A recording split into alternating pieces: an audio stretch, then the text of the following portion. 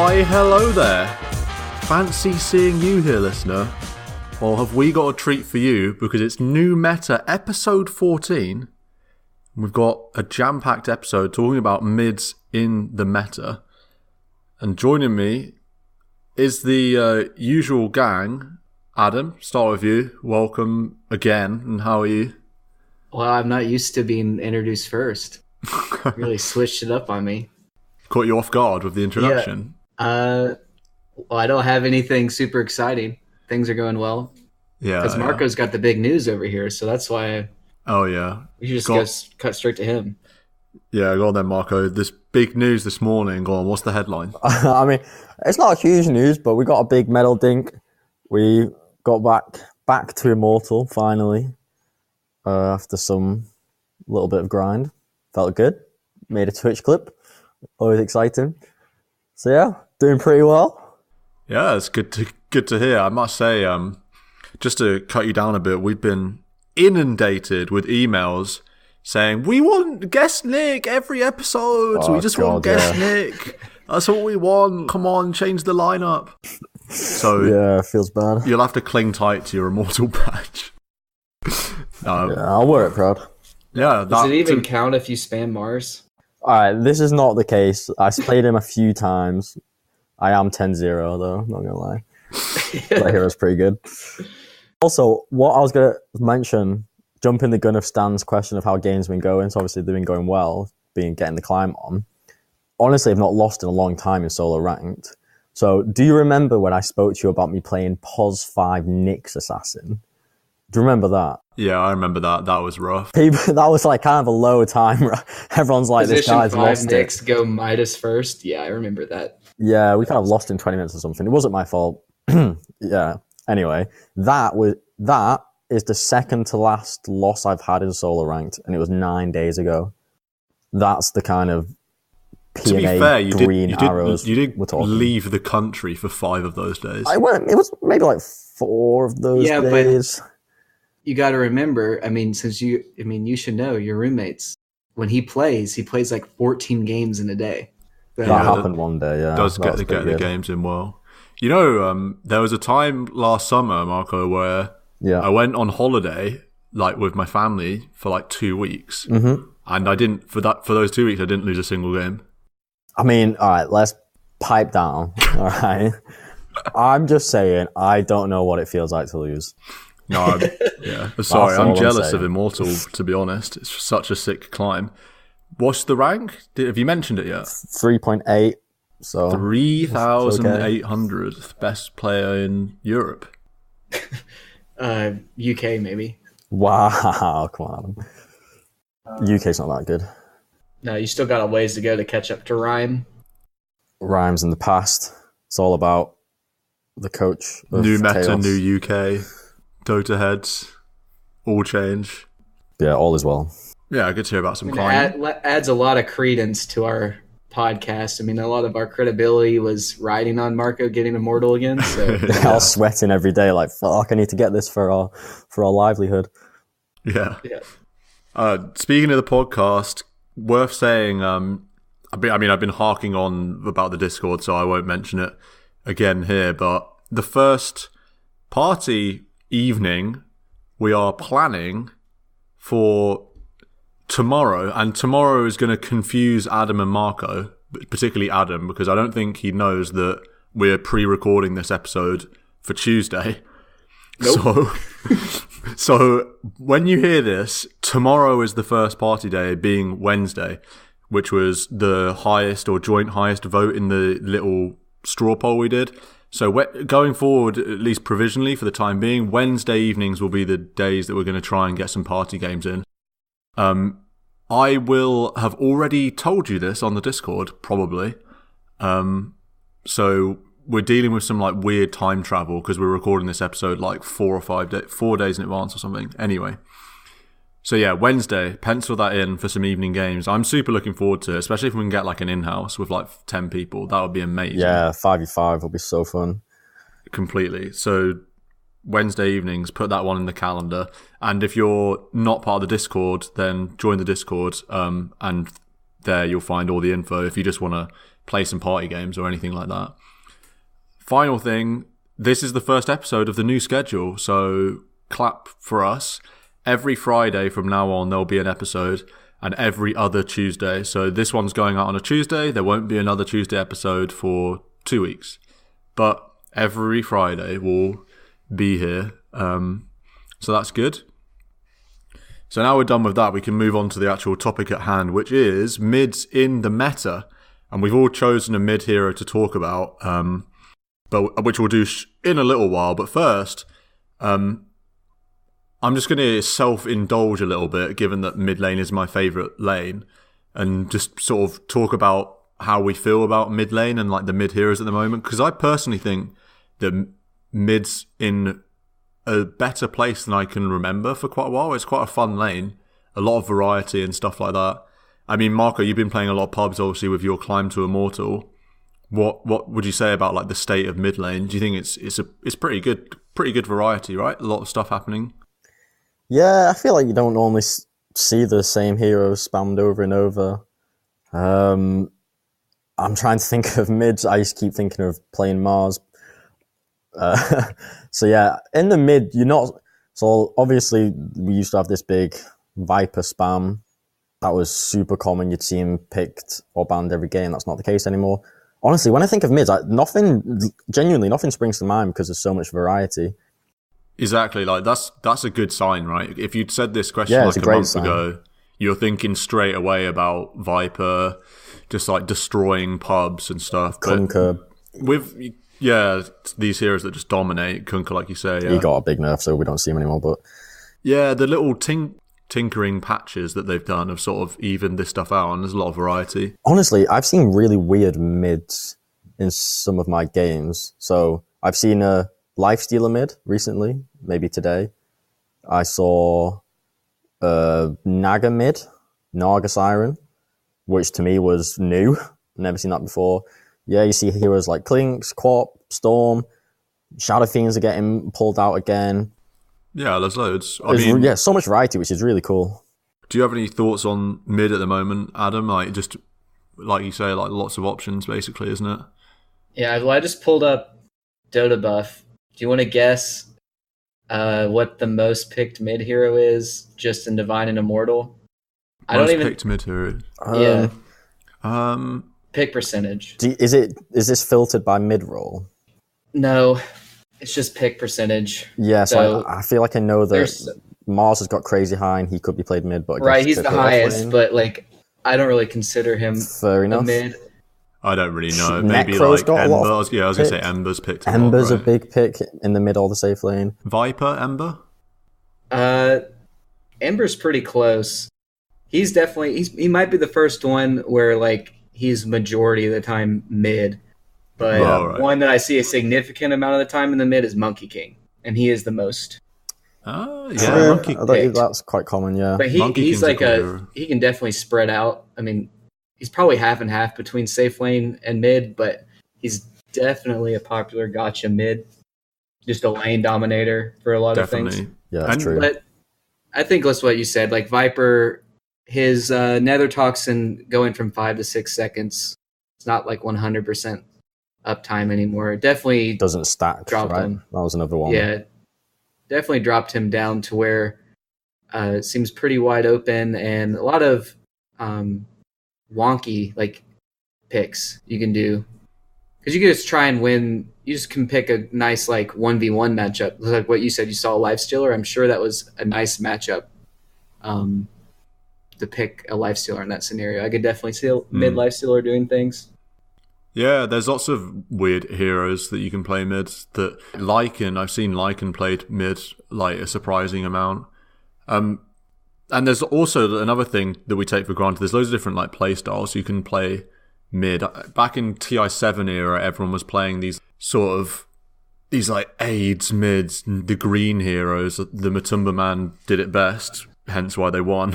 Where it was like Necro, Viper, Venomancer, Veno, Pugna all the time.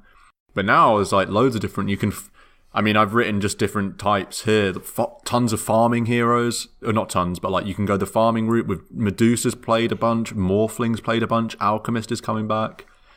pushing heroes like Necro, Death Prophet, Lycan, Pugna. Tempo heroes, like you said, Monkey King, and then also Quap and Ember Spirit and Puck, sort of tempo controllers. And then nuke heroes like TA and Clinks are coming back, as well as this same old mid heroes that never really go away in the pubs, like Kunkka and Invoker and Storm Spirit. So there's a lot of stuff going on at the moment. Another thing as well is, I don't know if you guys can back this up with evidence, but I personally haven't seen half as much cheese picks. I don't like the word cheese in Dota, but half as many like Meepos, Broodmother, Huskars. They seem weaker and not as auto-win. You just don't see them as much. Like, have you seen much of the Holy Cheese Trinity, Marco, in your pubs? Or I've seen definitely one Brood recently, maybe two. The time I saw Brood recently was this really weird game where the enemy team had 2 junglers and then 3 laners. So it wasn't a conventional game at all, and then they ended up losing in 20 minutes, so yeah. Yeah. I think Huskar's just a really bad hero at the moment. Huskar, I've never seen him. The last time we saw Huskar was offlane. Remember, Stan? We played that game. Oh, God, I don't... A Huskar offlane? Yeah, we had a Huskar offlane. It was really bad. Oh, goodness, yeah. I remember on our team. Yeah, on our team. That was awful. That was terrible, yeah. Yeah, we got to stop queuing NA. That's... Yeah. But, no, I haven't seen... I feel like the most popular out of those 3 is Huskar, but I really haven't seen him very much. He can just get magic bursted now. Yeah. It's kind of sad. He can get magic bursted, and he can still get like physical bursted, like he could back in the day. Yeah, if you pick like a PA or something, he's just not that strong. He's not the same hero anymore. It feels like, where he's this unkillable guy with 100% magic resistance. Yeah, now just he totally can still different. be unkillable, but it's if you don't have like burst, right? Because he can regen super fast. So there are definitely times, and if he's good with toggles, he can feel pretty oppressive still. But it's just not as many lineups. You can just run that in. Yeah, definitely. And the same goes for Brood. Brood's not quite as strong anymore. It's funny. I think Brood is still like a hard counter in some lanes, super hard counter. But it's not as... I don't really know why, because they changed some stuff with her spiderlings. Maybe I'm not enough of a Brood player to know the impact of those things, but Brood doesn't seem quite as oppressive as they have in the past. And Meepo's a bit, because of the changes to XP, he's less of like a radical hero. They've sort of normalized him a little bit. He's a little bit more similar to the rest of the heroes now, albeit still very different, but not quite as ridiculously out there as before where all his Meepos shared XP. So they've sort of normalized a bit. I think these three mega cheese heroes are now a bit more normal, which is good for the mid lane, because it's not very fun sometimes to play against those guys if they get rolling. Yeah, I can't remember. It makes me think it feels like an awfully long time where there was a game where, say, this 10th pick hero, typically going mid, would, because of what the pick is, and the guy plays it well, would cruise, steamroll the game. And those kind of heroes, typically, or in the past, you would think, oh yeah, you could do that with a Meepo or a Brood or a Huskar. But I really don't feel like that kind of game has happened in so long, which is nice. Meepo's so tenuous. It's like if you can get out to a huge lead. If you die twice, you lose. Like, if you die and then you buy back and you die again, the game's over. Yeah. On a Meepo. Like, Meepo can throw the game super hard. Yeah. That's enough Meepo talk. I need to get a Meepo win in before I can talk about him sanely. I did see a cool Meepo build from, I don't know if you Raw Dota or Henry Dota. Oh, yeah. Silver Edge. Yeah. That was pretty cool. Yeah, Silver Edge Shadow Blade's pretty interesting. The main we'll have to do a meeple episode at some point. We'll do a cheese episode at some point. We'll do like a special cheese edition. Yeah. How to win free All games of things Dota. cheese with Dota. Yeah. It's just, I think, just in that case, it's kind of cool because, the blink build, you'll blink on top of somebody, but this was the same type of idea, but the Silver Edge actually gives you good stats, and then you have the break. Yeah, definitely. So Shadowblade, it's like a very stylistic thing. A lot of meepos have just gone Shadowblade forever. And then just get 5 E-blades or whatever. Yeah, it's the Shadowblade build's usually better you get like a lot of stats, because with Silver Edge, I think you can build the ultimate orb first and then come back for the Shadowblade element, and you just farm so fast. It's really, really good. Whereas the blink, you sort of have to get stuff done because you've rushed this blink and it hurts your farm speed. So you have to get kills with it. So I don't know. That's an interesting thing. Meepo's a cool hero. Let's just move straight on to the first of our 3 heroes. And I mean, we won't exclusively just talk about these specific heroes, but just nice little glimpses into the mid lane. Not necessarily the most meta picks, but ones that we like because of how they fit in and all the rest of it. Adam, where are we going to? We're going to Razor Town. We're going Electricity Town. Oh, yeah. Zap your we ass. Are electric. Yeah. This is a standard one. And so this might be nice because mid's probably my least played role. So if you're out there and you don't play mid a whole lot, if you want to pick a nice, safe mid laner, here's Razor for you. I mean, not many matchups where Razor gets immediately just countered right off the bat. Yeah. And you have a great laning tool in the static link.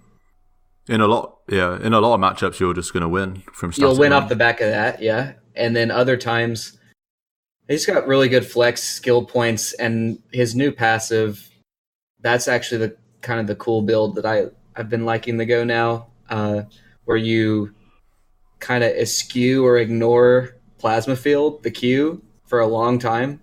Right. And you just max the unstable current, the passive, and then you can farm so fast. Yeah, if you're making nowadays, you just stack for yourself from either lane. And if you're on the dire side, it's particularly good because you can stack the mid lane camp that's really close to you. And then if you do get Plasma Field, you can double stack the hard camp and that medium camp in the triangle. If you know what I'm talking about, near the shrine. Yeah, I get It's a pretty easy one to do since Plasma Field just has such a big range. You can double stack that camp or stack 2 camps at once, and then you just take the stacks after level 6 with Eye of the Storm and Unstable Current, and then you power level pretty fast. How are you looking to build the Razor item-wise, and then how does that fit into the playstyle you're looking to play? He can go multiple ways. I kind of like, there's a time where I was doing phase drums into Atos. If you can fit it in, like if you have a nice lane and you don't even necessarily have to kill anybody, just if you're farming well and then going using your shrine to take the camps, you can come out like with 14 to 15 minute phase drum Atos, and then you're a problem. Wow, if you had drums and Atos at 15 minutes, with phase, that'd be crazy good. Yeah, that's like, I've done it a couple times and that felt really, really strong. Other times I think you can probably just skip drums if need be, although it is really nice on the hero. I think the Atos is pretty important if you're going that route, just because it synergizes so well. You lock someone down, get off a nice static link, and since you're so close, you're pumping out Unstable Current and Eye of the Storm damage on them, and then as they're trying to run away, you Plasma Field. So it's a lot of damage. What are your thoughts on ULs? I like that too. I wouldn't get I would not get drums annuals, but I haven't tried that. But I mean, that's really good because you can like static link, throw someone in the air, and then you're getting off a 3-second static link before they even drop down. Or if they try and TP out, you ult them. Yeah, I think you probably, the way Atos is at the moment, it's such a good item. You probably would naturally go for the Yules you'd naturally go for the Atos unless you particularly wanted the Dispel on Yules, right? Yeah, because Atos, just the range of Atos makes it a lot better for a hero like Razor, especially if you're coming out of the mid lane and you're super fast and you're high level. You want to just be able to run at a hero, get them from long range, and then you're going to be like on them super quick, especially if you've got drums, if you're doing this drums thing.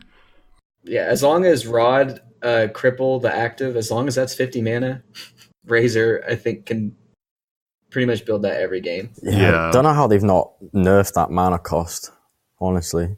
18-second cooldown as well. Like that, I've been building a bunch of Atos. I've been playing some Atos heroes, and the cooldown is deceptively short. I mean, you look at it, you compare it to yours. Yours is like 24, I think. 23. Well, even after being nerfed for 2 seconds, because it was 16. It was 16, right? Still super fast. It's still that 5 seconds is a big difference, right? But if you're just comparing these two similar items of yours and Atos, that cooldown, there's often times in fights where I'm like spam pinging my cooldown like it's going to be back. You can get like 2 of them off in a fight, like for sure. And then Razor, I mean, really loves strength and agi, and Atos gives 12 of each. Yeah, so the stats aspect is so good. A bit of a damage item, a bit of a tank item, and then if he gets an Atos, he really never has to worry about mana ever again, because that's 20 intelligence. So much intelligence. And I guess I haven't even mentioned the 2 crowns are great in lane.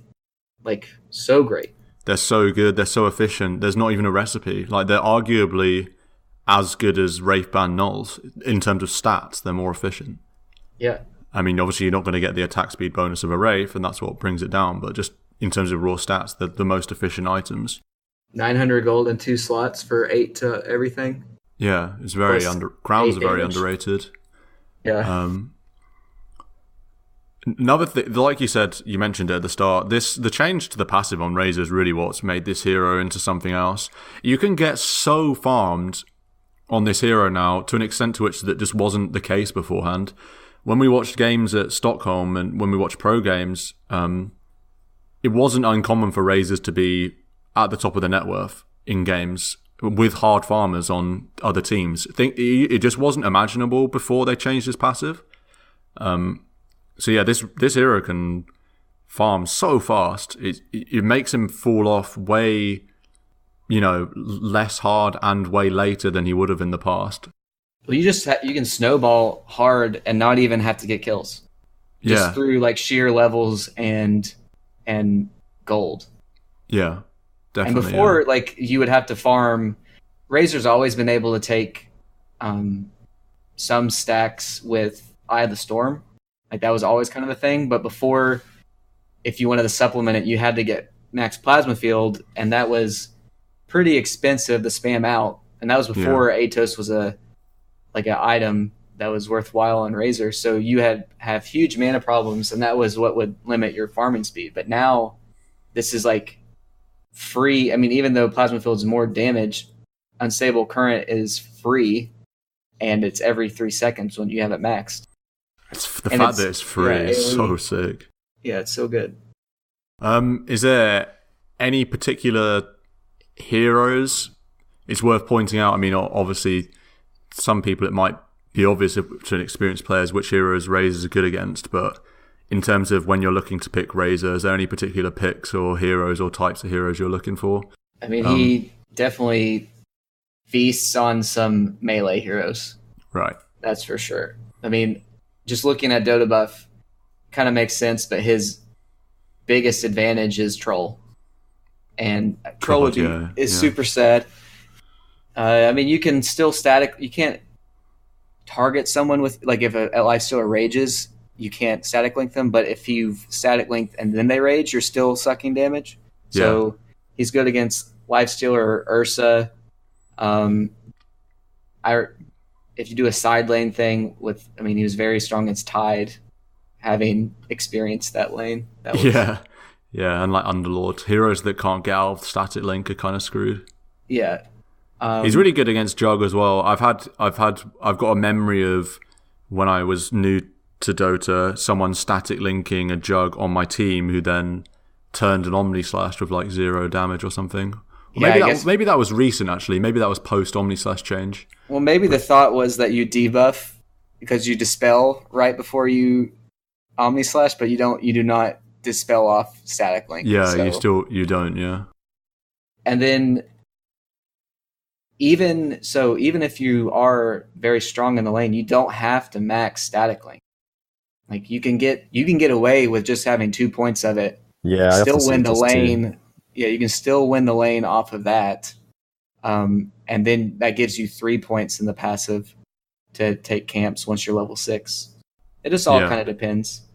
Because you don't need to max the W because if you have more levels of W and you're getting these big static links off on heroes, you've got a higher chance to land a kill because your damage output's a lot greater. But Razor isn't necessarily looking to achieve that, and that's the only goal. Like you say, his farming capability is now so great with this AoE change to the passive that it's actually more optimal for you to, say, just put 2 into the static link, max your passive, get the stacks in the jungle going, boom your way up to level 12, 15 minutes in the game with two mid-game items, and then you're rocking and ready to hunt kills, hunt towers.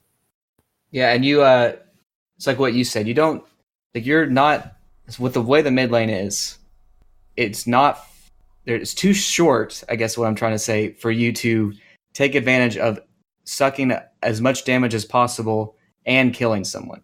So if you keep it at 2 points, you're already getting enough of a damage disparity. You're making them walk away under the tower, and then you turn back around and you deny all their creeps and you take all the creeps. Yeah, that's exactly true. That's what's important. It's not the fact that you're trying to kill anyone. Like, the harass is nice if you right-click them a couple of times as you're chasing them. But you don't need to dive and try and kill somebody under tower. You just got to force them away, and that's like 30 seconds that they can't contest any creeps. It's like you're getting double damage runes. And they're getting the damage halved. Yeah, so, I mean, I guess you could do some shenanigans where you, like, glyph the wave and dive someone under tower, but it's definitely more just a war of attrition as opposed to single target. I mean, once you have Atos, or maybe even a drum, you could probably kill someone, but you don't need to be thinking kill right away. Now, if they dive you under under your tower, then you can suck damage and turn it around and kill somebody, but people probably shouldn't be trying to dive you.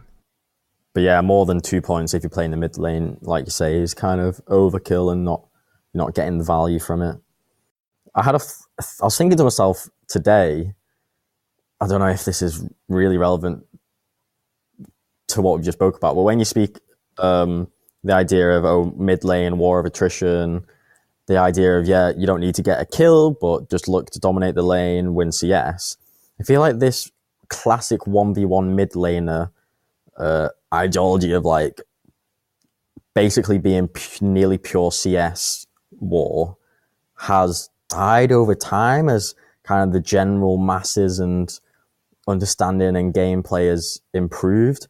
I don't know if you would agree with this when you think about how good a normal player's understanding and don't like to get wards. You'll probably see in all levels of the game, people start with an obs on the mid laner and a sentry just because they see the trickle down from like higher level games and all these kind of fancier things like smokes or thinking about rotations and like kind of advanced topics like that. When actually in the mid lane, most particularly, I feel like the core fundamentals back in, say, 10 years ago, 1v1, Puck versus Shadow Fiend, it's kind of all about the CS war to then slowly build your advantage. And like Adam says, that war of attrition, I think really when you play the lane, you should put number one priority to just be, I'm going to get every last hit and deny.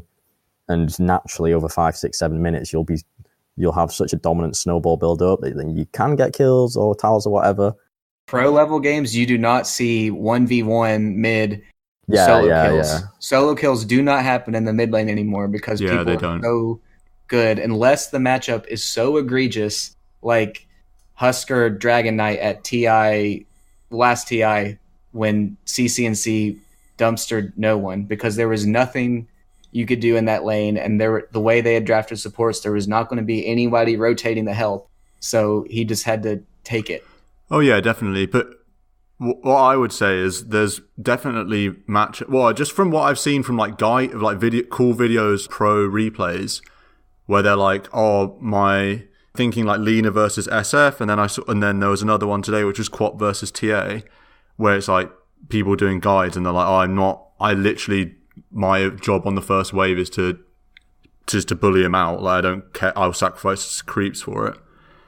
That's like my thinking in terms of like whether it's correct to just not think about your opponent and just think about getting CS. Like, yeah, sure, it's good. But even there, you're not trying to kill.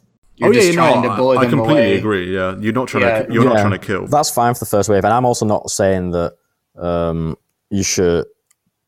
I'm not saying that people think the mid lane is about getting kills and finding kills.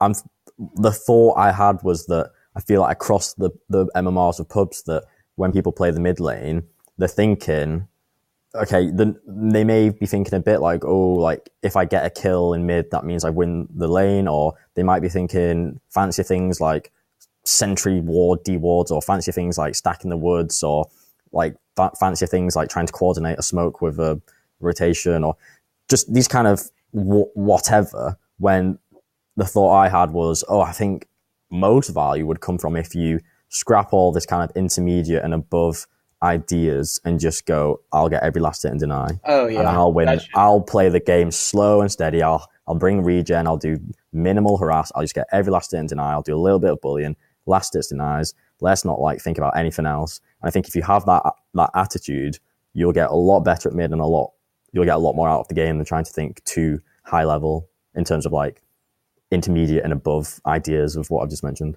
It's just like a shower thought I had when I was out walking today. Yeah. What you're saying is last hits and denies is probes and pylons. That's your macro. Like, you don't need to, like, comparing it to StarCraft. You don't need to focus on all the fancy things. Yeah. It's just like pump out your gold or minerals. I definitely agree. Like, the aim of the mid lane, just like the side lanes, is to get more creeps, kills, and more creep denies than your opponent. That's like literally the aim. My point is that I think because to get everyone so much more adept to the game and the knowledge and understanding, that focusing on number one priority probes and pylons doesn't get as much attention and concentration as it should do when I kind of observe and feel these pubs and party games or whatever. It's because people will look at the top level, and at the top level, you need to do some of these fancy things to condition you getting more CS. Yeah, because at the top level, you've ticked off probes and pylons as optimally and efficiently as you can. Well, not even that. It's just that your opponents aren't good enough to stop you getting CS with harass. Like, they're not going to do it well enough. You will just be able to hit creeps. Like, you'll be fine. What, pro level or outside of pro level? No, outside of pro level. But outside of pro level, you don't need to think about these things to get CS, but at the pro level, you do. I think what he's saying is people watch pros and see them do the fancy stuff. Yeah, exactly. And it's like, but the pros need to do that stuff to secure their farm, whereas in pub games, you just need to focus on last hits and denies. That's, I did say that. That's your A1 first bullet point is last hitting and denying. And from there is where you try to do all your tree below that is what the mechanics you try and employ from there. But if you can't last hit and deny, all the other stuff doesn't mean anything. Yeah, I think that is totally true. And if you're playing mid lane out there, you should play some 1v1 mids. That's still in the client, right, where you can queue 1v1 mid. I felt like that was really great practice. You should do the last hit trainer to like literally practice getting last hits and denies and getting 100%, because then that practice will very much come into your real life games when you play mid. Focus on that and think about that more so than, I'm in the mid lane and I'm going to like try and hit this hero and try and bully him and use my spells on him, and I'm going to faff around with the chick because I'm now low and blah, blah, blah, all this kind of secondary stuff. Just focus on the pylons and probes. Big tangent. That was a sidetrack right there. Big sidetrack. So Razor. Playing on my mind. Nah, we're done with Razor now. Razor's gone. Like, there's Razor's one in the thing past. we just had to talk about talents real fast. Okay. I feel like as a hero, we should just mention talents and for each of these three, and then we can move on because I think we hit the early laning stage. I mean, Razor can build anything. We'll just throw that out there. He can build BKB. He can build Sanjin Yasha. He can build Ags if you want to break base. Shiva's is pretty standard. Like, tell you a late game item that is really good and often dismissed, or you just don't think about it. Heart of Tarask on Razors, I love that. Building like a heart on Razor is unbelievable. Just being tanky without having to be spell immune with BKB. Yeah, because the thing with Razor is whether you're the mid or you're the safe lane carry with Razor, you're usually paired. Like you're supposed to be a big dumb thing in the way, and you're supposed to take away the opponent's carry. But if you're playing at safe lane, your mid laner needs to be something that's going to carry the game, or if you're vice versa. Like you can pair it with a Morphling really well, or just some big base breaker that does well with the space that you make as Razor. Like you're not going to, you're an anti-carry basically. Like you're not going to deal as much damage as a PA, but you're going to take away PA's damage and like put your team in a better spot. So I guess think of that as your play style, and then whatever you need to build to keep that strategy going forward. If you need to stop yourself from getting blown up, you build the BKB. Or like you said, Heart's pretty cool because you're just big, and then you walk away and you got all your health back, and it's like, oh god, how do we get through this Razor? But at level 10, it's pretty standard to get the Agi plus 15 Agi, because that's like 2 armor and 15 damage. That's really nice. But there have been games when I've gone 225 health, especially if I'm rolling, because you just become this immovable object running at people. Like, how are they supposed to deal with? I think if you get the health talent and you have drums, Atos, you might have something like 1800 health, like very quick into the game. You become very scary. Static Link at 15 plus 7. Static Link over 4% movement speed from unstable current seems pretty good. I think we've talked about this before. Yeah, we've talked about Razor before. He was one of our heroes to try. Yeah, it's not even necessarily that you get more damage off. It's that you get more damage sucked in a shorter time frame, because people are going to build 4 staffs and try and run away, or, things like that. So you just get more damage off of shorter links. 10 armor is nice at level 20 over Eye of the Storm strike interval, unless you build Ags. Then it's really strong. And then at level 25, I would almost 100% go the 100 attack speed over 200 unstable current damage, unless maybe you're against, I haven't ever tried it, but I'd like to try it maybe against a Naga or a PL. I could see it being pretty sick to put out, because then you're putting out 320 AoE damage on a 3-second interval. Yeah. Can imagine. But otherwise, 100 attack speed just makes you into an actual right clicker and a base breaker. So, base breaker. That's Razor. Marco, you have 5 minutes to talk about Quap, because you used it all up talking about how to play mid. So my spiel before had Quap etched strongly in my mind, because she's a very quintessential mid hero in my eyes. Playing the last hit war, casual harass with your dagger. Just you need to be hitting creep successfully and getting denies to give your gold XP lead. Because to get kills on Quap, you're not a Skywrath who can run around and get 10 kills at 10 minutes, unless you're kind of smurfing or whatever. You really want to be hitting a good timing of 2 nulls, power treads, wand, bottle. All right, you've got sustain, you've got stats. Okay, you can do work in the side lanes. Sir, I just want to cut in here and go on. Say you said Q was casual harass, and I want to say that is not casual harass. It's one of the most egregious laning spells in the game. It is so hard to deal with. It's literally what I was waiting to cut in and be like, the word casual was outrageously misused. I'll deal 1/3 of somebody's health off of one Q. Okay, I'm saying casual in the sense of, imagine you're Quap and like you're just casually like, I'll throw out a dagger from 500 range away and I'll continue hitting some CS. It's like 0 commitment, no strings attached. Yeah, it's the strongest harass spell I'm in the game. going to slap you with this Q, give you a scar, mentally trigger you, continue my CS. Quap's dagger on Q is in terms of mid heroes, is the best spell. Zero commitment kind of spell. It's so good. Like, I mean, she needs it. I mean, it goes along with like what she's trying to do in the game. It's just, oh my god, it is so hard to deal with. You max it now, I think, like every game. Yeah, just because of that, and also because of the points. slow. When you move to the side lanes, the slow, you just queue a hero and you just right click them and they die, pretty much. So yeah, you do so much damage over time when you max it from the spell itself. Then you're slowing the hero, and therefore can get more right clicks off on them. And then also, what I think is under-realized and an aspect that I didn't realize at first, and after like playing quite a bit of co-op and doing this new max dagger build, I eventually realized it's the fact that the cast range of dagger is so good when you max it. So it starts at 450 and then goes up in 50 increments. So at level 4, it's got 600 cast range. So that's like a right click. You can actually cast a dagger. And when you compare it to the Scream of Pain, that's a 425 search radius. So you've got to be way closer to get your Scream off on someone.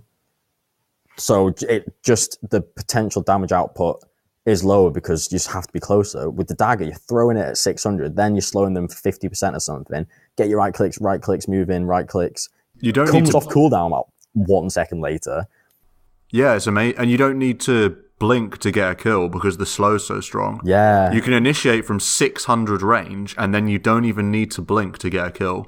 I mean, it's funny to think about a co-op without her Q being so strong, because it used to be like a nothing spell.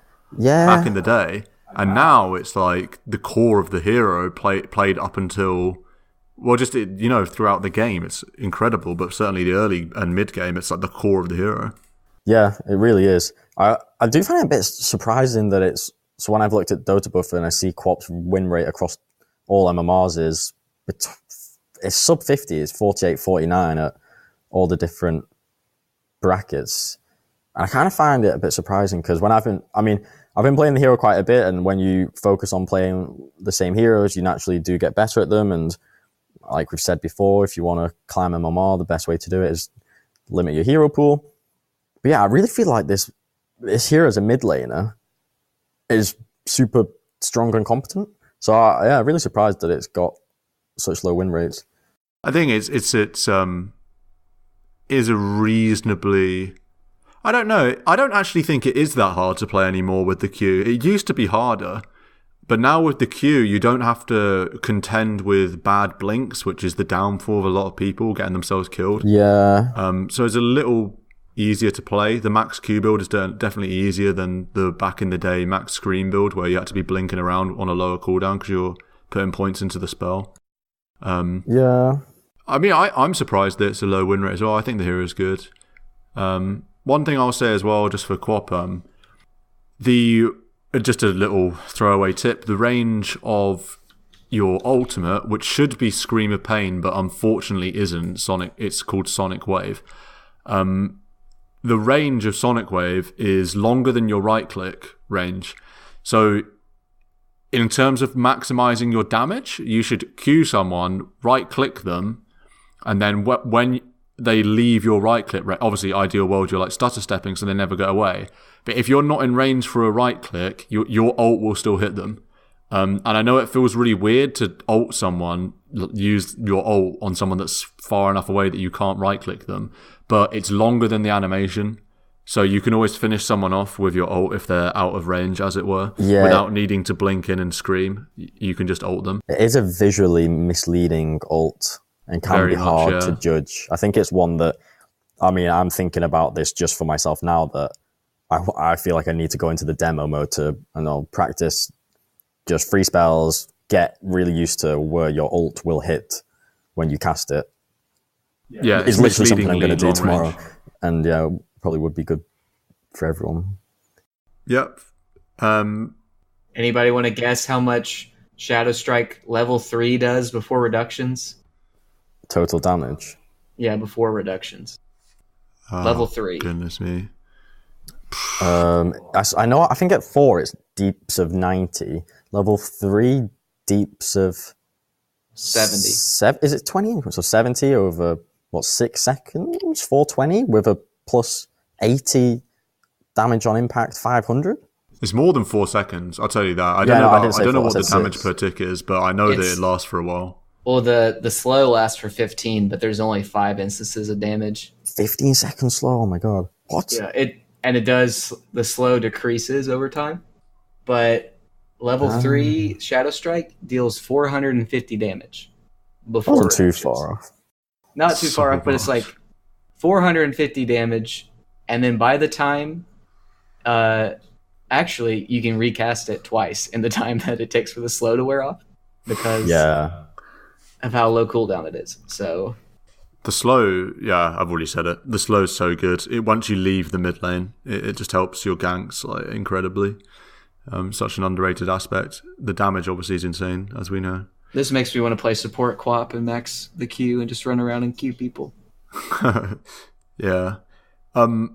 Marco, what items are you looking for on the Queen of Pain? So my go-to every game now would be, like I've said, so your early game, you need to secure your 2 nulls, 1 bottle, power treads, ASAP. Then the item I'm always picking up these days is LULs. And I'm really, really enjoying this as a first mid-game item. Because first you pick up Windlace, so it just gives you that little bit more mobility. When you hit this early mid-game period of time, you are looking to be moving from lane to lane through woods, farming as you go, making stuff happen as this kind of tempo controlling mid laner. Windlace helps out there just with movement. You then build into a Void Stone, so it gives you that bit more mana regen, and ultimately, you finish the item. You get decent stats for the int, decent regen, movement speed, all for a decent price, but then also just the active. Defensively, it can save your ass. Offensively, I set up so many kills, say if there's a fight and there are heroes running away, and if you can blink and Yule someone and hold them in the air for 3 seconds, and your team can then get that bit closer, you can secure so many more kills by having a Yules.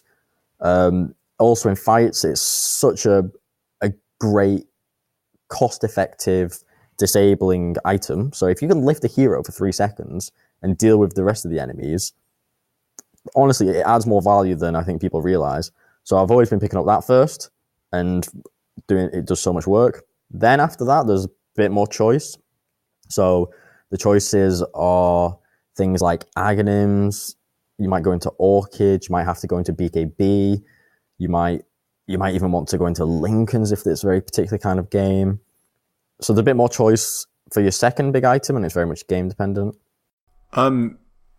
Where would you fit in the BKB? Because it's I feel like sometimes building a BKB at the wrong time, or indeed building a BKB at the right time on a hero like Queen of Pain can be very game deciding. Yeah, BKB. I don't know why you're recommending BKB. I've never seen Marco build one in his life. I don't even know why he's saying BKB. Really? This man does not build it in party games. Party games, you're asking a lot. I honestly remember playing QoP with Stan. He doesn't BKB. He takes the K out. Yeah, just BBs. Just BBs. Yeah. Kappa. I remember playing QoP with Stan like many months ago. It's one of the best QoP games I've had, carrying Stan's heavy ass. And I remember getting BKB like second item or something and just blinking into 4 of the enemy heroes, which were all very magic spells, and just boom, BKB and just causing havoc. They can't deal with you, blah, blah, blah. Anyway, like you say about BKB, building it too early, yes, can be hemorrhaging and can really hurt you because it might not be that kind of damage output or kill potential that you need, and then you lose charges earlier, say, and it becomes less effective late game. On the flip side, if you build BKB too late, as we've spoke about before, that can be game losing for certain. So when you say, when's the right BKB timing? Typically, I think it would be third item. So the most common for me would be Ul's Orchid, because Orchid, a lot of kill potential, utility, and then the BKB when you're getting into like the later stages of the mid game where you got more, where it's more common to have a 5v5 engagement, say, rather than smaller skirmishes. And it's in those bigger engagements that you need the BKB. But then, just very game dependent. If there's lots of disables on the enemy team, lots of spell damage or whatnot, it can be suitable to pick it up after Ul's. And like you said before, Stan, in pro games, you often see BKB picked up as second item because the pros value BKB so much more than pub players would. Yeah. Here's a question. if you're against a Storm Spirit mid, do you go Orchid first, or you still go Yules? So that's a good point, because if your game is going really well, you can, and I've done it before and seen it before, you can just skip the Yules and go straight for the Orchid if you are feeling really good. So yeah, say your game's going really well, you're getting kills, quite a lot of kills. I think the Orchid is justifiable, but say you're just having an average game and you're not totally snowballing out of control, like you're not 2-3k ahead of everyone else. I think in just a kind of normal game, I would still really like the Yules, honestly. I agree with that. A thing with Orchid that makes it just about viable, if you did want to go at first, is the fact that Oblivion Staff is such a good build-up item. It's not like just what it gives you, right? It gives you like attack speed, damage, mana regen. It's decent, yeah, and but intelligence. And Yules is only like 800, 900 more gold more. And then the utility of the Yules that it gives you. Oh yeah, no, I agree. I'd always go Yules before Orchid. I'm just saying Oblivion Staff's good build up item. Yeah, Orchid. That is the first Oblivion Staff feels really nice. The second one, you're like, man, I really hope I can finish this recipe, because I kind of have a lot of dead gold. And there's times, I mean, I've fallen into the trap, and you can just lose the game as Quap, because by the time you get the Orchid, you've missed your window. Like you're already the enemies are grouping up or something. Yeah. It feels bad when you finish Orchid and then you're being like 5-man, and it's like, can't really get value like from this item. 13-minute Orchid, sick. 15-minute Orchid, okay. 17, maybe you can still make stuff happen, but not on the core you were trying to beforehand. And then anything 20 plus minutes as your first item, you're just like, okay, this is bad. This game. Yeah. A couple little questions, Mark. I don't know your thoughts on this. Is Veil of Discord in the deathbed along with the old Max Scream of Pain build? I think Max Scream of Pain is typically in the deathbed, but there probably can be games where it works. For example, against the Viper matchup, maybe you want to max your E, because if you spam your Q and the Viper, he just reflects loads of damage back on you. But typically, yeah, I would say that the Max Scream is largely in the deathbed. Veil, I can't remember why this item has disappeared. Is it still 2 nulls? 2 crowns. It's now 2 crowns. Is it still a Helm of Iron Will recipe? Yeah, recipe. Yeah. So I don't know why this isn't really seen anymore. I have seen it on Quops in the past, but it's not completely dead. Looking at the guides, I don't think it's completely dead, but I guess lots of heroes would be opting more for an Atos over the Veil. And then I mean, it is. Sorry to interrupt, but I mean, like, it goes better with Scream Max. It's better for farming that way. If you're going Shadow Dagger Max, it doesn't really line up. So you want Veil with a max of Scream build because you've got AoE damage with AoE, and all that AoE is amplified rather than just a single target having its damage amplified. Definitely, yeah. But even then, when you get Veil, you should be level 10 and have... Actually, saying that, I max Blink... Oh, no, I don't. Yeah, you should be level 10 and max just Scream and Dagger by the time you get Veil. So it's still kind of viable in that sense, but yeah, you forego either Atos or Yules, and say you're playing Quap.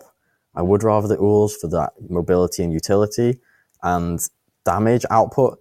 I think people aren't valuing Veil because what Veil gives you is, you amplify your damage. So that really just means you're killing people faster.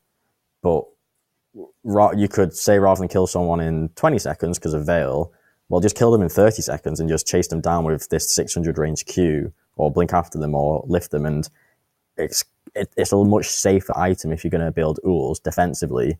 And then offensively, are you really losing out that much in terms of kill potential? Probably not.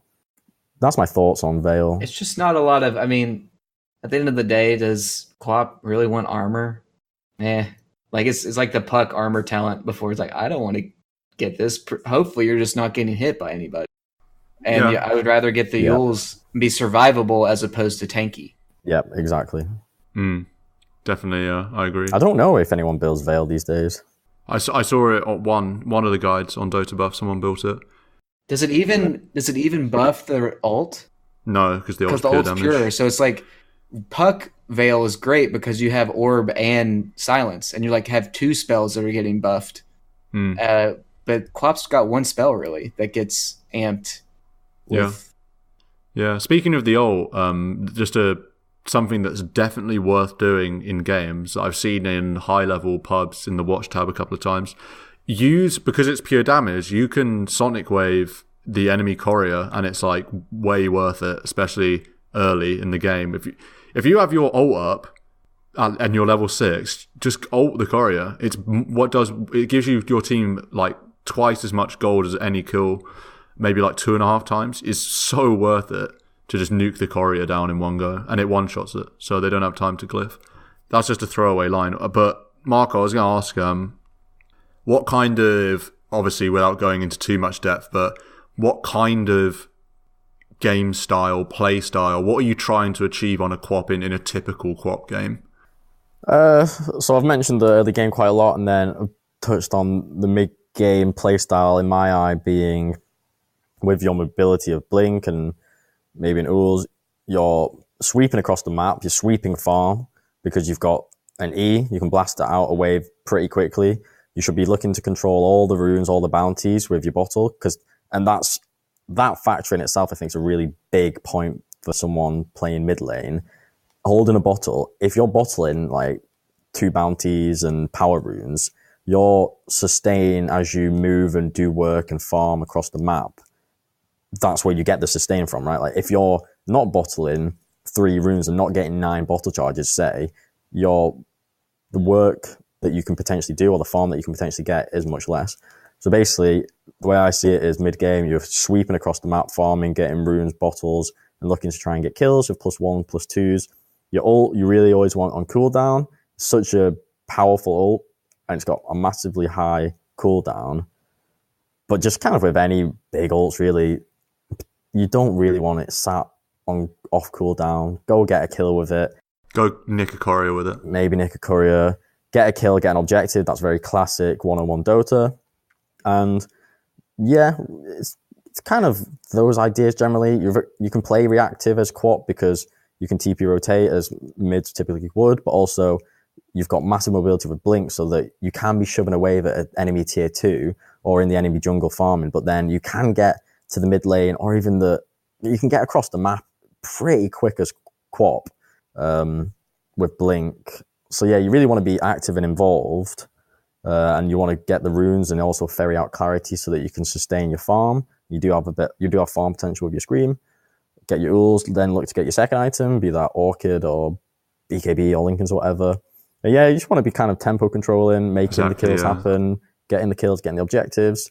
And ideally in the background, you'll have a more typical hard carry, position 1 carry that's you're creating space for really, that then will get his power spike 20-something minutes in the game and come join you to get those big Rosh objectives or tier 3, say. Yeah, definitely. Quap to me is the prime example of what you would call a tempo controller coming out of mid lane. Like you say, you want to control, because you're so mobile, you can pressure so well into side lanes. You can just turn up where they don't expect you. You can create numbers advantages for your teams, and you can sweep up all the runes, which is super important. Like rune control is incredibly important. If you come out of the lane well, you can be the hero that defines the game in the early mid game.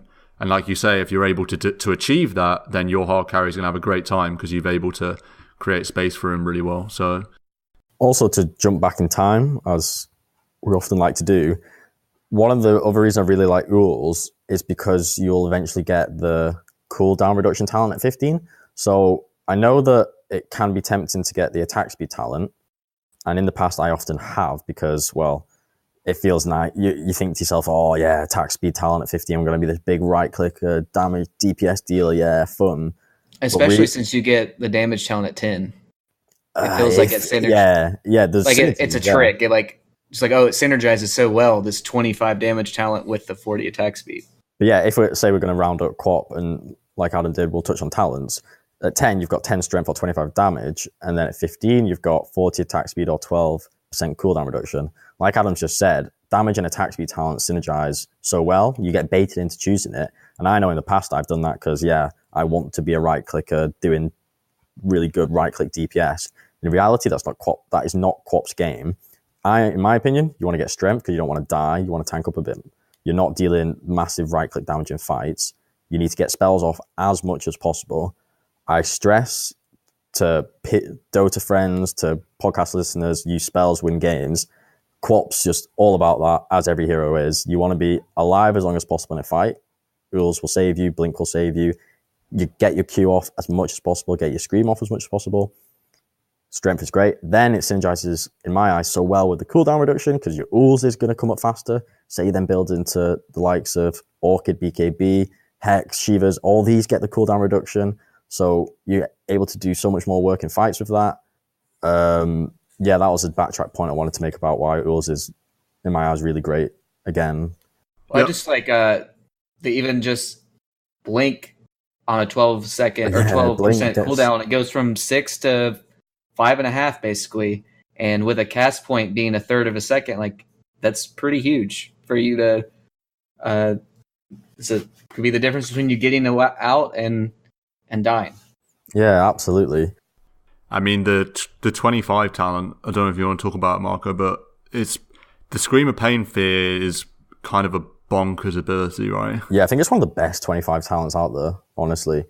1.5 second fear, so that being if your Scream of Pain hits someone, it's like that hero has been hit with the Dark Willow ult, and they'll start running back to base and they can't control the hero for 1.5 seconds. So you get an AoE effectively Hex disable for 1.5 seconds on this like 10-second cooldown or whatever. 7 seconds. 7 seconds, and then you've got cooldown reduction. The control that gives you is phenomenal. Like, you blink onto the enemy pos 1 and instantly use the E on them, so they're screamed and feared. Gives you time for your team to arrive. You then Hex them after that. Then you Orchid them after that. Then you Scream them again. Then you ult them. Like, you can do so much control with that talent. Yeah, it's crazy. It's so good. It turns Quap into a new hero at the end. It does. Suddenly become like a late game menace in 25 situations because you've got such a low cooldown, hard disable. But yeah, I know I spoke about Quap a lot, and I can just give one final comment about fighting with Quap if you'd like, so that we skipped over the 20 talent. That's like the coolest one. Okay, so the 20 talent, you've got 650 AoE Shadow Strike, which is the dagger, or you can get 30% spell lifesteal. So the AoE dagger is really cool and nice because you can hit multiple heroes with this awesome damage over time. It's a huge area. It's so big. And yeah, it's huge area, so you can cast it on a nearby target and it reaches far away targets because, yeah, it's massive AoE. I probably would most get that because 30% spell lifesteal, like I said, Quap doesn't really want to be moshing and brawling and taking damage, so do you really care about spell lifesteal? I mean, do you remember when she had was it her level 25 talent was maybe 50% spell lifesteal, and you mixed it with Blade Mail and Octarine, and you just would scream and go back up to full, basically.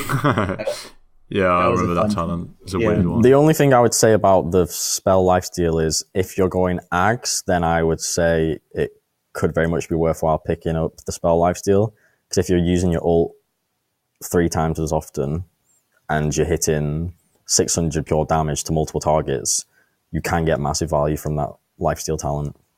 But if you don't have Ags, I would definitely not bother. I think AoE Shadow Strike is pretty underrated. Like a team fight, I think you're probably going to hit at least 3 heroes with it. And it's the ultimate. That and like Venomancer Q are like 2 of the most ultimate blink disable spells for a fight. Yeah. And it's like the 50% slow in an AoE. You're going to turn fights with it. So I think it's pretty cool. But yeah, so the last point I was going to make about Quap is to do with when bigger skirmishes are happening. So not just say a single target gank, but in a big 5v5. And the idea of, in my eyes, how you play Quap to an optimum, these points will be very applicable to many heroes.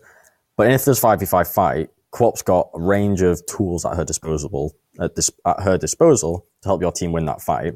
Your Q, you should be seeing it as this like Adam said, blink. It's unbelievable blink dagger denier. Okay.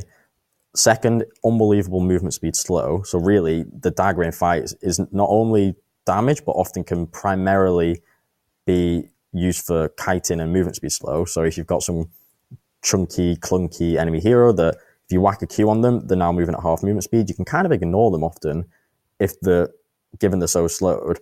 You've then got Blink, which gives you that mobility to move around the fight and to make sure that you're kind of always on the periphery, and you can blink to the backline, say, or you can blink out defensively. Basically, your Blink should never use Blink to your detriment, where you just blink into enemy heroes and die. Like, always try and keep it in your mind to stay alive as long as possible. Then you've got your burst with the likes of Scream of Pain and Sonic Wave. You can do massive AoE burst with that, and you want to be looking to position those blinks so that you can hit both spells on as many targets as possible. And then you repeat the cycle of, and also you've got the likes of ULs, so you disable one hero for a few seconds, take them out of the fight. You've got Silence to stop, say, those really pesky position 4-5 heroes like a Bane or a Rasta that the disables can just win fights. You want to cancel that. Then 6-7 seconds later, you've got all those tools back up again, bar the ult, and you rinse and repeat. Stay alive as long as possible. Get your Q to be damaging and slowing people. Jump around the fight to get the ULs off to take an enemy out of the fight. Get your Orchid off, get your right clicks off. Yeah, there's a lot of spells and items to be used, but if you live and you use them all, you'll do massive work. And that's really what Quop is all about when these big 5v fights happen. And yeah, those posts very applicable probably to an awful lot of heroes. But yeah, that's what I'd leave it on. I think that was 5 minutes. Well, I was going to say, I was going to talk about Necro, but fuck Necro. We've already been going an hour and 15, so no, fuck we that. have to talk about Necro. Oh, we've got to quickly go over the Necro. That's so unfair to you, Stan. We can't have them too long anyway. Unless I just chunk edit like 20 minutes out. I could edit the entire Marco tangent out. Oh, don't kill that tangent. How did Stan and I do 6 heroes in an episode? I know, yeah. Unbelievable form, that episode, to get 6 out. Alright, I was going to talk about Necro, but we've been going for so long that I'm just going to keep it omega short. This hero is great. I love this hero. I've been playing it at the moment. Natural sustain with Heartstopper Aura. If you get CS, you'll heal. So it's just noob friendly. You don't need to think about regen as much as you do on other heroes because you naturally have it. You can snowball the lane. You naturally have it if you land your last hits. Yeah, if you land your last hits, which you can with Q or whatever. And if it's hard to completely mess up on Necro. Even if you're in a bad matchup, like you're against a Lina or a Shadow Fiend, which typically even Shadow Fiend's not that bad. There's no terrible matchups. That's something I like about Necro. Even then, you can stack for yourself and clear stacks like a lot of mids can, which is fine. The ult is just amazing at all periods of the game. Reaper scythe down a hero, does like a million damage, and they're dead forever. They're actually dead forever. It removes respawn. I don't know if you've read that in the skill, but you actually don't respawn if you get reapered. I think it was at Stockholm Major where someone got Reaper scythe and was dead for 180 seconds, right? Yeah, something like that. Reaper scythe, buyback, Reaper scythe again is 3 minutes, I think. You're dead for 3 minutes. You can do so much in the world, and you're still in the grave in Dota. Yeah, I know, literally. You can probably get a quick Lycan game in while you're dead. Yeah. You literally relog Lycan game. I mean, even the level 6 is like 15 seconds. That's still huge early game. Yeah, definitely. Increased respawn. And then the level 12 is 30, isn't it? Or that's where it gets absurd for relative to the time scale in the game. Yeah, because it's like doubling your respawn time almost. Yeah. Like a support is dead for it's treating it like a level 18 hero, and they're like level 9, and they're just like, why am I punished? So Reaper Scythe, amazing spell, just like amazing spell, especially in pubs. Like you're gonna be able to Reapers people down. Like it's great. Love the spell. And then the other reason why I like him, the other main reason why I like him is he's so flexible. You can build Power Tread, you can build Phase. I I wouldn't go phase that much anymore, but you can basically go power treads. You can go phase. You can go brown boots and then get greaves later. You can go like I've been doing Atos greaves loads. You can do Yule's greaves. You can do hood. You can do hood greaves. You really wanted. You can go the Radiance route. That's basically the other way you can do it if you're not going to go greaves. Again, Atos Radiance, Yule's Radiance, Hood Radi, all fine. You can get a Force if you need to, not the best. And then after those things, in the later stages of the game, Ags can be really sick pickup sometimes, although it's probably overbuilt. Shiva's Guard, Hex, Lotus. You can go super defensive and get a Pipe or a Crimson if you really need to. Say you've got like a Weaver in the offlane that's just building damage. You can become the Aura builder with Pipe, Crimson, Greaves. You can do whatever. It's so flexible. That's something that I really like about it. And then final thing that I like about it, and then we'll just have a super brief discussion. Final thing I like about it is he's so hard to judge. And if you don't kill him properly, he's so punishing. If you don't properly chain stun this hero, and he manages to get W off with a stick and a Q, he'll be full health, and he'll be running you down with Ghost Shroud heal, and his team's probably arriving, he can Reapers you down, he's doing DPS with Heartstopper. So, if you don't judge your kill condition on Necro, it's so punishing. And there's been so many times where people have gone on me, and any other hero, I'd have to like TP back to base and just get out because I've got no health. But on Necro, you just turn and suddenly it's like everything they've done, it's like almost like Sunder. Everything they've done's just turned against them, and suddenly you're chasing them down with a really good slow. And just Necro's just a really good hero, I think, in the meta. He's the strongest win rate of the three that we've talked about today. Yeah, I think he really benefits from that bit slower paced game. We're seeing more these days where you can build one or two chunky items because, he's physically a pretty slow hero, but then... Yeah, but then today, that game, I played a game before this pod today where... True. It was a super fast-paced game and we literally just ran down lanes. I mean, that is how you play Necro. This is how you play Necro 101, run down a lane. Yeah, and kill the tower that's in front of you and have your team around you. Yeah, to me that's not a fast... I wouldn't class your 5-man death ball at 20 minutes a fast-paced game.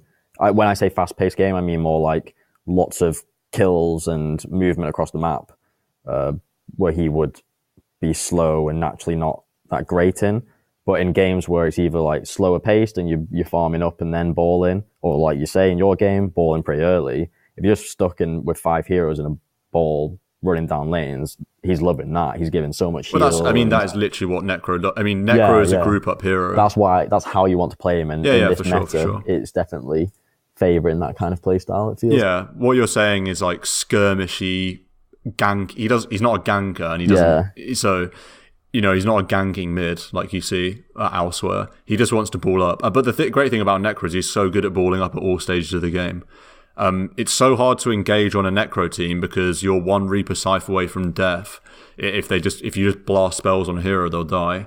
And also, when you group up, suddenly your Heartstopper's doing crazy damage in fights. You've got Q to sustain your team. You'll often have Greaves. He's just an amazing group up hero at all stages. If you go Raider, your group up's even stronger, and you're just super annoying and hard to kill at the front. He's a super fun hero, and you can. The other thing about him as well that I haven't even mentioned is sometimes you'll just crush a lane, because he's a very strong laner. So I like strong laners because it's hard to get crushed yourself, but it also means that sometimes you will crush lanes. Certainly, there are some really good Necro matchups in lane. Yeah, it's pretty much the only hero that Stan's been crushing any lane with recently. Mate, have you not seen my Viper? See you what? Sorry. My Viper? I'm green hero lad now, Viper Necro. Yeah, you need to get your Pugna back out. That used to be decent. Pugna is sick. Yeah. Marco just feels under pressure because he knows that he's just... Do you remember Patch Zergs in StarCraft? Yeah. He's like a patch Immortal. So he's got Immortal in before Mars gets nerfed. Dude, I'm pos 1 to 5 player. I'm all random. I didn't have a race. I was random race. Well, did you talk about Atos on Necro? Yeah, I said Atos Greaves is my go-to. Yeah, because with the level 10 talent, getting the 30 damage, and then you get Atos as another 20 damage, that's like 50 at level 10 almost. Like, that's fun. That's Plus a great... strength. Yeah, definitely. Yeah, I mean, crowns are really good on Necro as well. I mean, crown, like we said when we're talking about Razor, crowns are just pretty good. Like, he's another hero that benefits from basically health, like strength. He benefits from all the stats. Movement speed. Yeah. If he gets, I know in RD2L, his Necro is like one of the only heroes we had success on me playing from the safe lane, but there was kind of this build that was going around with double bracer hood, and you were like super unkillable if you go double bracer hood. Yeah, early. wow, that's a build right there. Yeah, and I consider Necro, he's kind of an anti-carry, within the same vein of Razor, but in a different way. Because all you have to do is get their carry to half health, and then they blow up. And then they are dead forever. As opposed to sapping all their damage.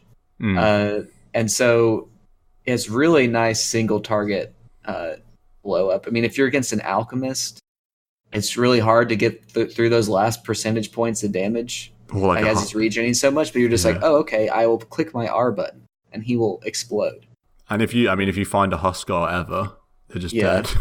I mean, it's a great and good anti-carry, and also because of Ghost Shroud, a lot of super hard carries can't even go on you. I had a game against a PA today, and it's like the PA can't kill me because I will press W and Q, and then the co-op's running away, slowed, already losing health every second. And yeah, it's like what you said, or with Wand. Wand has to be almost 99% of the time a core item. I mean, I guess there's some lineups where you definitely get a stick every game, but I think you get Wand every game. 100%. Well, I'm just trying to think of some lineup where they don't use spells, but like that's like it's so much health when you pop a W. I mean, I guess what is it? Probably like 600, 600 health or something. Something, I don't know. I think that's about right. A wand is what, 15 per charge, 20 charges or something like that? Might be 17 per charge. I don't know. The only context I can see there's no wand ever working, and disclaimer, build wand every time you play Necro. It just makes me think of the Blitz game when he skilled his ult as Luna, but never skilled his Lucent Beams. I feel like that was kind of a famous Twitch clip years ago. And it was like really. They tried to win a game without using spells or something. Yeah, and like I think the enemy team had a Rubik as well and stole his Lucent Beam, and then like it just didn't do anything because he didn't have any points in Q. It was pretty funny, but yeah, wand is cool. Yeah, it's honestly so good. Another thing, you can pop W if you've got stacks of CS, like you've got CS, and you have the little stacks of Heartstopper Aura or whatever.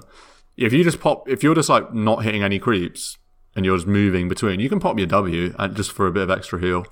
I've seen like high level people do that, and I was like, oh, that's like really interesting that they do that for no reason. You're like, wow, they just pressed W for no reason. It's like, actually no, they had a couple of stacks of regen and they're just boosting it a little bit. Yeah, because it's what, 50 mana maybe for Ghost Shroud? It's pretty low. Yeah, I think so. It's very low, yeah. And the way the Heartstopper works anyways is you're getting more mana back than your health. So it sometimes it is nice to trade some of that mana for the boosted health regen. Yeah. Just be careful with when it's a low level Ghost Shroud and the cooldown's really high. You need to make sure you don't misuse the spell. Yeah, and also be careful. You are more susceptible to magic damage. So if you're against someone like... That's why Lena's a bad matchup. If you're against a Lena or you're against a hero that does have a lot of magic burst, you just need to be wary of that. You need to be actively thinking about when you're going to be using your Ghost Shroud. You don't just want to auto pop it in fights to stay tanky, because it's going to work against you sometimes. I'll quickly... I have one question. Yeah, go ahead. Yeah. Just about your skill build. How many points, since they switched the health regen over to the Heartstopper instead of the, what is that, Death Pulse? How many points do you usually in a lane put into the Heartstopper? Because before you would just max Q all the time because it like doubly, more heal, and then you would get more regen as well. But now they're kind of split. Yeah. I think you max Heartstopper for sure. Well, I've been maxing it personally. Obviously, I've just been going like Heartstopper, Q, Heartstopper, Q, Heartstopper. Like get the value point of W is the only interesting thing that I'd say. In terms of the skill build, yeah, just max Heartstopper or then max your Q. and the only variation of that is just when you get the first point in Ghost Shroud. I usually get it at level 4, but sometimes you can just ignore it if you don't need it at all and just go just go like EQ all the way. Obviously getting your ult, but just get your W when you need it. But other than that, yeah, just max E and then max Q. That's what I'd say on the skill build. And I'll finish the Necro combo the same way we finished the others, just going over talents. The 10 talent, 30 damage, I think is just a must. It just changes your hero. It's so noticeable. It's such a huge amount of damage. Look at other heroes' damage talents. Obviously, I know Necro's not like an agi hero that's going to scale with super high attack speed, but nevertheless, 30 damage is wild. It's really high. And obviously 10 strength is nice as well. But I personally just don't think you really need it. You're going to be tending to build tanky items on this hero. Like you say, Atos gives you strength, Greaves gives you tank ability, which is a word I've just made up, and, Hood as well. 15, I always go Death Pulse heal. I think everyone always goes Death Pulse heal. Yeah. 20, almost always go Magic Resist, but you can go attack speeds. If you've gone like Radiance and you are hitting hard, you could maybe think about it. Yeah, and look at the enemy heroes as well. If they're very physical heavy, then... Yeah, if you don't need the Magic Resist, then you don't need it. And at 25, I think you almost always go... Well, having said that, you definitely, most of the time, Necros go Heartstopper Aura. That's for sure. But you can think about going Death Pulse cooldown if there's lots of long, drawn-out fights, and it's a lot of tanky heroes on the other team, and it's sort of a sustained war. No, but if that's the case, you want Heartstopper Aura, because then you're doing more DPS over time with Heartstopper Aura. You want long, drawn-out fights as Necro because of Heartstopper Aura. Well, they both do the same thing then, I suppose. They do, but I just think Death Pulse is really underwhelming when you get that late. I just don't think you have the mana to sustain it. I mean, yeah, do you have the mana? Even if you did, I really don't think you get that much out of it. I'm sure. I mean, the only reason I was about to say like you always get Heartstopper Aura, but then on DotA buff it's like even pick rate. So yeah, I'm really surprised, honestly. Yeah, I mean, I've never gone Death Pulse cooldown, but I'm just confused why it's 3.5% better. Yeah, the Heartstopper. I mean, I know it's not like it's 3 point. What if you get it?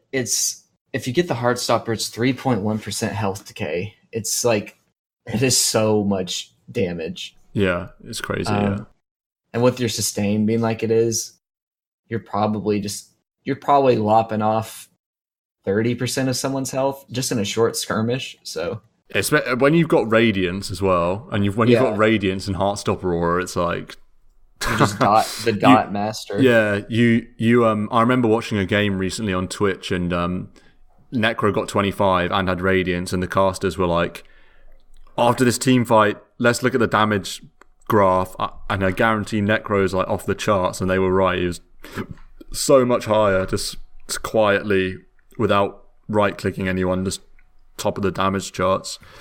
So yeah, that's my final word on Necro. Very strong hero to try. Across all MMRs, very high win rate. So give him a go. And the best thing about him is if you learn Necro, you've just learnt a hero for 3 different positions as well. I mean, I like him mid, but you can play him position 1, you can play him off lane. So yeah, that's Necro, and that rounds off the episode. So thanks everyone for listening. I hope you like Necro, Razor, or Quap, or at least you're interested in one of the heroes. I mean, if you really want us to talk about a certain topic or hero, send an email to the Hotmail, get in Discord, give us your thoughts. Yeah, we're absolutely more than happy to open our ears and take in what the people want to hear. Message me on Reddit as well. You can message me, the Magic T, to ask any questions if that's just easier for people that don't want to join a Discord or dust off their email that they stopped using 3 years ago. So yeah, that's us. Tune in on Friday for the first of the Friday weekly episodes on this new schedule. I certainly hope you'll join us then. So until then, ta-da. Bye-bye. Bye-bye. See ya. Bye-bye.